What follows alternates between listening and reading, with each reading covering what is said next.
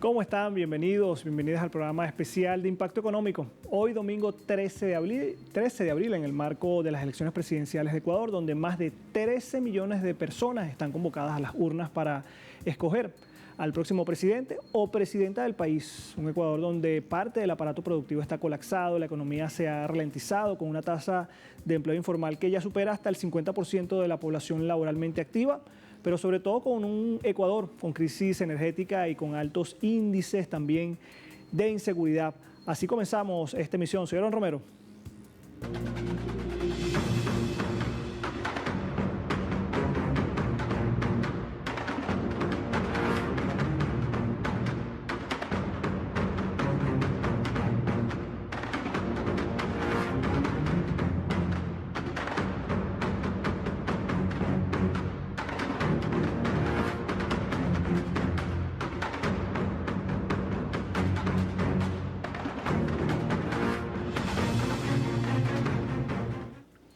Y es que en esta jornada los ciudadanos ecuatorianos acuden a las urnas electorales en medio de una economía contraída, con un Producto Interno Bruto que para 2024 cerró con una recesión técnica. Con 3 trimestres consecutivos de decrecimiento, los economistas señalan que la economía de Ecuador entró en recesión en 2024. Se prevé que este año, de grandes desafíos, para recuperar el terreno perdido y también para reactivar el crecimiento económico. Estas son las estadísticas. Según las últimas cuentas nacionales trimestrales publicadas por el Banco Central del Ecuador, el Producto Interno Bruto se contrajo 1,5% en comparación con el mismo periodo de 2023 y cayó 0,2% respecto al segundo trimestre de 2024. Estos fueron datos y también resultados de la extensa crisis energética impulsada por la fuerte inversión o la falta de inversión en las hidroeléctricas del país.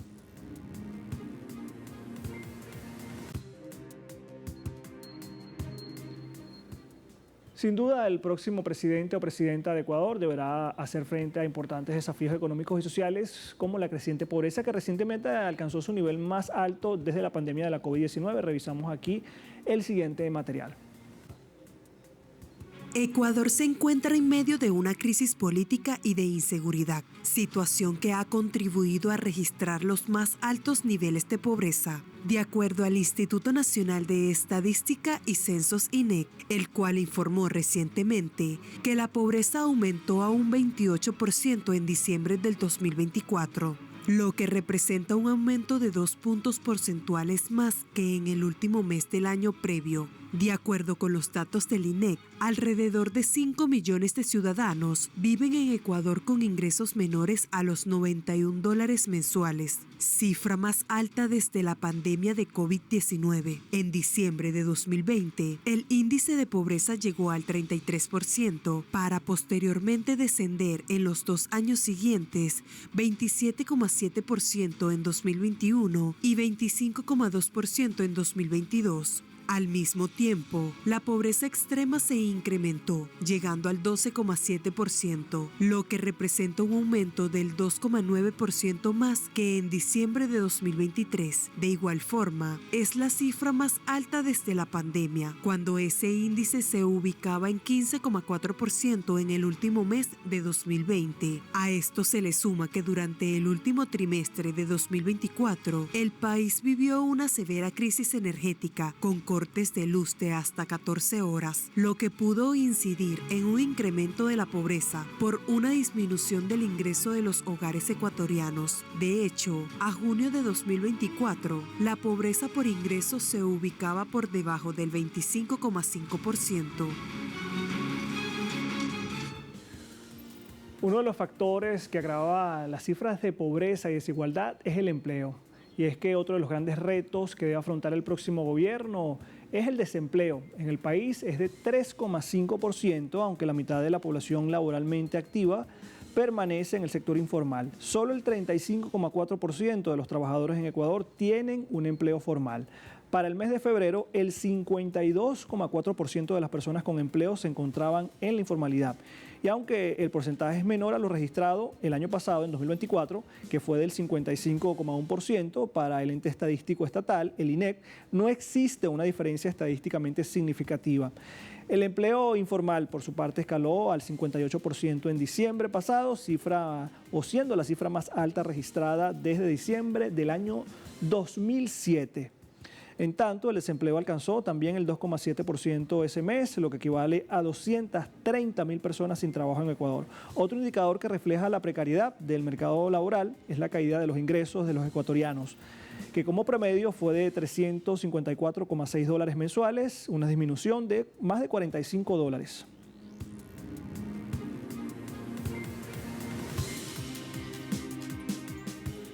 También otro indicador a revisar en estas cuentas es el de la canasta básica, que alcanza los $800, mientras que los salarios se quedan rezagados. Según datos del INEP, el costo de la canasta básica familiar alcanzó los $800,60 en marzo, marcando un incremento de $3,53 respecto a febrero. Las ciudades que registraron los valores más altos fueron Cuenca, con un valor de $842,19 el valor de la canasta básica, Quito, la capital, con $826,28 y Guayaquil, $819,64. Los alimentos como culantro, lechuga, tomates, aguacate lideraron estas alzas, contribuyendo a una inflación mensual de 0,35%. Mientras tanto, el salario básico unificado del país marca un valor de $470, que sigue siendo insuficiente para cubrir las necesidades básicas del pueblo ecuatoriano. Esto según el Frente Unitario de Trabajadores. Esta brecha afecta especialmente al sector informal, que representa, como ya hemos mencionado al principio de este programa, más de la mitad de la fuerza laboral y cuyos ingresos frecuentemente no alcanzan al mínimo legal.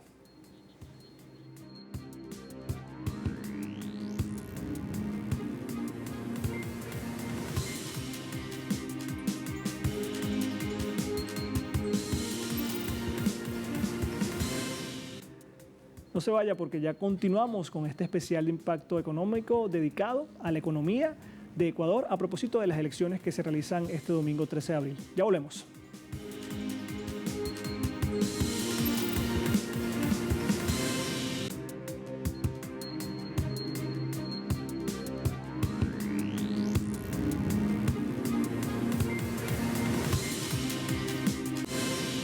Este especial dedicado a Ecuador. En esta parte del programa destacamos el desempeño de los servicios básicos, cifras del riesgo país, deudas en materia sanitaria y también la crisis energética que padece la población.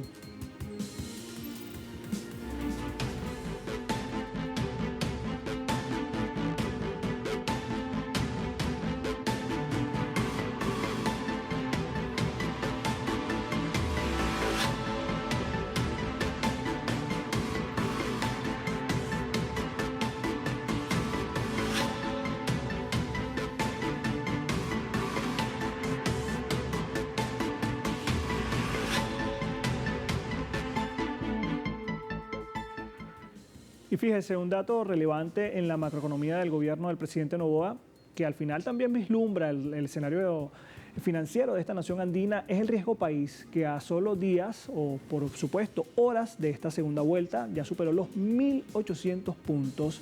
Revisamos el siguiente material. El Banco Central de Ecuador y la empresa financiera global JP Morgan informaron que el riesgo país alcanzó 1.790 puntos, un alza significativa en comparación a la primera vuelta electoral del 9 de febrero, que se ubicó en 903 puntos. Este incremento, casi doble, refleja una mayor percepción de riesgo por parte de los inversionistas internacionales, que se traduce en mayores tasas de interés para nuevos créditos, tanto para el gobierno ecuatoriano como para empresas privadas que intentan colocar deudas en los mercados internacionales. Recordemos que el riesgo país es un indicador que mide la probabilidad de que un país no cumpla con sus obligaciones financieras, como por ejemplo el pago de su deuda externa. En este caso, el consorcio JP Morgan, para obtener los resultados, compara el rendimiento de los bonos soberanos de un país frente a los bonos del Tesoro de Estados Unidos, que supuestamente son los más seguros del mundo. Cabe destacar que la subida del índice está impulsada por la bajada de los precios internacionales del petróleo a causa de la política arancelaria que implementa el gobierno de Estados Unidos y la alta incertidumbre que se ha desatado en los mercados por los resultados electorales. Además, el Observatorio de la Política Fiscal señala que Ecuador ya acumula un déficit fiscal de 911 millones de dólares y atrasos por más de 4.200 millones de dólares en lo que va del año. Y en medio de esta segunda vuelta electoral en el Ecuador, la crisis energética es un tema crucial que afecta a la economía, el empleo y también la calidad de vida de los ciudadanos. Esta situación generó pérdidas millonarias para el país. Según el ministro de Finanzas, Juan Carlos Vega, para el cierre del año 2024, el impacto económico de los cortes de luz en la nación andina dejó serias afectaciones y ascienden entre el 1% y el 1,5% del Producto Interno Bruto del país, lo que equivale a 1.188 millones de dólares o también a 1.782,6 millones. Expertos aseguran que el problema no se ha solucionado y será uno de los principales retos que deberá enfrentar la próxima administración.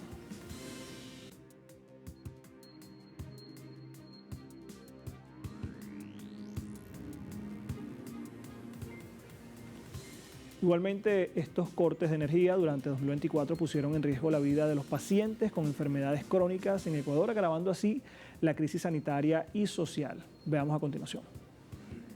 Pacientes dependientes de electricidad pasaron horas de angustias en Ecuador, donde un patrón de cortes programados del suministro eléctrico afectó su calidad de vida. En este contexto, recordemos que autoridades anunciaron durante noviembre del 2024 aumentos en los recortes eléctricos diarios de 8 a 14 horas, debido a que el país sufrió una sequía que se agravó durante el mes de noviembre de ese año. Un ejemplo de lo que padecieron por los cortes eléctricos los pacientes con afectaciones de salud lo encontramos en Linda Vidal, de 52 años, quien sufre de linfoma de Hodgkin, una enfermedad respiratoria crónica que le diagnosticaron hace 2 décadas, lo que la obliga a depender de un concentrador de oxígeno para respirar adecuadamente. Para mí los cortes energéticos, o sea, el que tengamos provisión de luz es sumamente importante porque de eso depende mi vida, mi respiración, mis pulmones, porque yo no puedo tener una situación normal, una vida normal de una persona que puede respirar. Yo tengo que depender totalmente de mi concentrador de oxígeno y estar siempre preocupada porque si vamos a tener o no cortes de luz para poder vivir. Para mí es mucho más fácil manejarme en el día porque puedo estar sentada, puedo estar haciendo cosas para poder respirar, ejercicios de respiración, lo que sea. Pero en la noche no. Y cuando se me fue la primera noche, la luz, fue trágico, o sea, fue un golpe terrible porque yo no me lo esperaba y no sabía qué hacer. Hay que señalar que el gobierno de Daniel Noboa recibió fuertes críticas por incumplir sus promesas de reducir paulatinamente las horas de recorte. Hay problemas para los pacientes que sí nos afectan, no es solo la industria, no es solo la parte económica, es la parte humana, es la parte social, es el riesgo de la vida dependiendo de factores que serían un derecho básico, la electricidad, el agua. Según la Fundación Ecuatoriana Jóvenes contra el Cáncer, en el país hay alrededor de 1.000 pacientes con problemas respiratorios que requieren la misma asistencia mecánica que la joven Vidal. A su vez, la fundación asegura que cambiar un aparato como el de Linda por uno que funcione con baterías costaría más de $3.000, lo que es inviable dados los ingresos de Vidal y su hermana. El sistema de salud pública en el país ha sufrido un grave deterioro durante los últimos años, así lo denuncian los usuarios. Desabastecimiento de medicamentos, falta de mantenimiento en las infraestructuras de los hospitales y también la carencia de médicos hace que esté en riesgo el derecho a la salud de la población ecuatoriana. Iniciativas civiles hicieron también un llamado al Estado con el informe que nos ofrece entonces Elena Rodríguez. Estos rostros reflejan la angustia de quienes aguardan por noticias de sus familiares enfermos. Afuera del Hospital Carlos Andrade Marín, en Quito, sostienen que el sistema público de salud está en coma. Temen que los esfuerzos empeñados por los médicos para salvar la vida de sus seres queridos no sean suficientes, pues hay un Estado que los ha abandonado y no es capaz de proveerles los más elementales insumos. Nosotros le estamos salvando a la pierna a mi hermano, porque somos bastantes hermanos. Porque si no tuviera más hermanos, mis hermanos, ¿usted cree que podíamos comprar 2 plaquetas en 2.680 y pico? Otro aparato de 607, unos alambres en no sé qué de 70. Qué pena, ¿cómo estamos? ¿En qué Ecuador estamos? ¿En qué Ecuador estamos? Que hasta la paracetamol, la jeringuilla hay que comprarla. Esto está mal. Todo nos toca comprar, no nos dan nada. Sí, hemos gastado al azar, así hablando, unos 400 a 500 dólares. Escenario que se replica en el Hospital Eugenio Espejo. Los usuarios se quejan. Dicen que los pobres en Ecuador no tienen derecho a la vida. Porque son caros los medicamentos, yo tengo algunas patologías, entonces requiero de mucho medicamento y comprar todos resulta muy difícil. En los últimos 8 años, bajo la administración de gobiernos neoliberales, el sistema de salud público de Ecuador se ha deteriorado. Enfrenta problemas como el desabastecimiento de medicamentos y la falta de personal. Se estima que en el Ecuador hay alrededor de menos de 2 médicos por cada 100.000 habitantes, cuando la Organización Mundial de la Salud indica que el número mínimo debería ser 3. El resultado es que el perjudicado final es el usuario, es el intermediario, en este caso el prestador de servicios, los médicos, el personal de salud, que ven frustradas sus intenciones de poder ayudar a los pacientes porque no hay el abastecimiento necesario, porque no existen los recursos disponibles para ejecución. La Constitución ecuatoriana establece que el presupuesto del Estado para salud debe equivaler a no menos del 4% del Producto Interno Bruto. Sin embargo, expertos sostienen que aquí se han empeñado en desatender al sector para así justificar su privatización. Cada año debería ir incrementando 0.5% del PIB ese presupuesto, pero obviamente si no se ejecuta efectivamente no hay justificativo para el incremento y por eso estamos durante los últimos 10 años al menos estancados en que no sube por encima del 4%. Frente a esta realidad, desde la iniciativa civil denominada Alianza Nacional por la Salud, se hizo un llamado a los candidatos presidenciales a asumir el compromiso de establecer como prioridad la inversión en esta área, pues consideran que la salud debe ser tratada como un derecho y no como un privilegio. Con imágenes de Henry Pillajo, Elena Rodríguez, Telesur Ecuador. Siga con nosotros porque al regreso seguimos con más de este especial de impacto económico dedicado a Ecuador. No se vaya.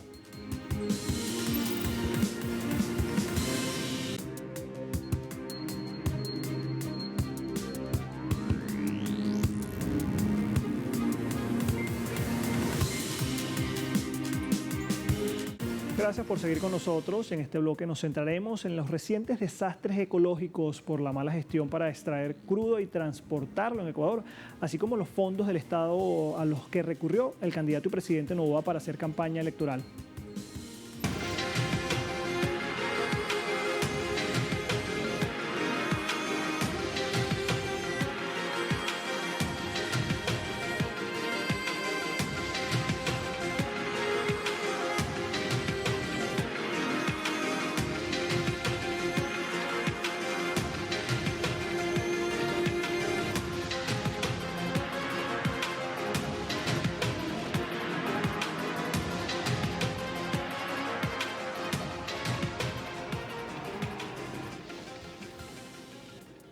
Ecuador en los últimos tiempos ha sufrido una diversidad de embates debido a casos a los que ha hecho omisión el Estado ecuatoriano. Hablamos, por ejemplo, de Esmeraldas, que está temporalmente cerrado debido a una emergencia ambiental que se vive en esa provincia por el derrame de petróleo que ocurrió el pasado mes de marzo. Los habitantes de las zonas afectadas denuncian inacciones por parte del gobierno, a tal punto que en algunas zonas no existe distribución de agua potable. En Ecuador, donde antes eran ríos en la provincia de Esmeraldas, ahora hay petróleo, hidrocarburo que se puede oler a distancia. Esto ha afectado a más de 5.000 familias, perjudicando su salud y actividades económicas. Según datos del Cantón Quinindé, en Esmeraldas, al menos 20% de los pacientes atendidos por las brigadas médicas tienen laceraciones en la piel e infecciones, y un 5% problemas estomacales a causa del petróleo en los caudales. Es una catástrofe ambiental sin precedentes, ¿no? Los costos que va a tener, no quiero ocupar el término recuperación, yo quiero ocupar el término limpieza solamente, ¿no? Porque en estos momentos se está conteniendo, se está retirando, pero si observan la ribera del río, si observan los manglares, están todos impregnados de petróleo y eso se lo tiene que limpiar. Siendo una catástrofe de este tipo, así como existen muchas facilidades para hacer algunas contrataciones públicas enormes en el país, yo creo que se tenía que haber también contratado ya a más servicios de limpieza de petróleo. La contaminación hizo que se suspenda el suministro de agua potable, afectando directamente a los cantones de Quinindé, Esmeraldas y Río Verde. Sin embargo, el crudo derramado continúa esparciéndose a otros afluentes como el Caple y el Viche, por lo que alcaldes de la zona prevén que en los próximos días el agua potable en estos puntos deberá, también como en otras provincias, ser gestionado con la ayuda de tanqueros. Sin embargo, el presupuesto y la falta de apoyo del gobierno serían un limitante. No tenemos la capacidad económica como para poder enfrentar esta debacle, porque esto no es que solamente se han regado 10 barriles de petróleo, se han regado alrededor de 200.000 barriles de petróleo y que no sabemos cuánto va a durar esta catástrofe. Una de las principales consecuencias del derrame es la muerte de 2 ríos, el Caple y el Viche. Estudiantes e investigadores de la Universidad Católica de Esmeraldas lo constataron mediante pruebas. Incluso el crudo llegó hasta la Reserva Ecológica del Estuario del río Esmeraldas, una área protegida de 242 hectáreas de manglar, en la que habitan unas 60 especies de aves y acogía a 100 especies migratorias. La producción ha decaído totalmente, la mancha de petróleo ya se ha desparramado hacia el norte por el borde costero, ha llegado hasta Río Verde, ha pasado de Río Verde y tampoco sabemos hasta dónde va a llegar y si esto va a seguir y si esto nos va a traer más problemas, inclusive con nuestro vecino del norte. Es decir, que si el derrame de crudo no se controla hasta este fin de semana, podría llegar hasta Colombia según el Comité de Emergencias. La situación de Esmeraldas es grave. Según el Ministerio del Ambiente en Ecuador, hasta el momento, 80 kilómetros de ríos en Esmeraldas se han visto afectados por el crudo, por lo que se ordenó el cierre temporal de las playas de Las Palmas, Camarones y La Piedra. Gabriela Mena, Telesur Ecuador. Y fíjense, en Ecuador analistas aseguran que el presidente y candidato a la reelección, Daniel Noboa, utilizó fondos del Estado para financiar su campaña electoral a través del ofrecimiento de un centenar de fondos y becas que superan un valor de 518 millones de dólares. A continuación tenemos un trabajo que nos ofrece nuestra compañera Gabriela Mena. El presidente y candidato a la reelección en Ecuador, Daniel Noboa, impulsa una ola de becas y apoyos sociales desde el gobierno, como parte de su campaña electoral, acciones que se contraponen a la ley ecuatoriana por 2 razones. La primera, Noboa debe encargar la presidencia, y la segunda, cada candidato debe utilizar sus propios fondos para financiar su campaña. Pueden haber 2 situaciones. La una es que fue planificado este fondo, estos dineros públicos, para justamente favorecer la campaña. Y la otra es que la desesperación del gobierno puede ser que tenga una distancia de un porcentaje bastante considerable con la otra candidatura que hace este esfuerzo para que pueda favorecerle en los resultados electorales. Lo que sí da cuenta es que hay una incidencia directa para las elecciones de este domingo en el Ecuador. Entre las becas anunciadas por el gobierno están 100.000 becas para aprender el idioma inglés y alrededor de 17.000 para estudios tecnológicos. Por otro lado, entre los diversos bonos están el programa para los militares y policías, que recibirán un bono de $507, y la campaña Reactívate, Incentívate, Emprendedor, que otorgará un pago de $1.000 a 100.000 ciudadanos. A decir de varios analistas, el total total de becas, proyectos sociales y beneficios económicos superan los 518 millones de dólares, monto que provocaría una brecha fiscal. A ver, en este momento tenemos aproximadamente 37.000 millones de presupuesto general del Estado con un déficit de alrededor de 2.500 millones de dólares. Evidentemente, gastamos más de lo que tenemos y si a eso le incluimos 518 millones más justamente para estos 14 beneficios, la pregunta que cae de cajón es ¿cómo se los va a financiar?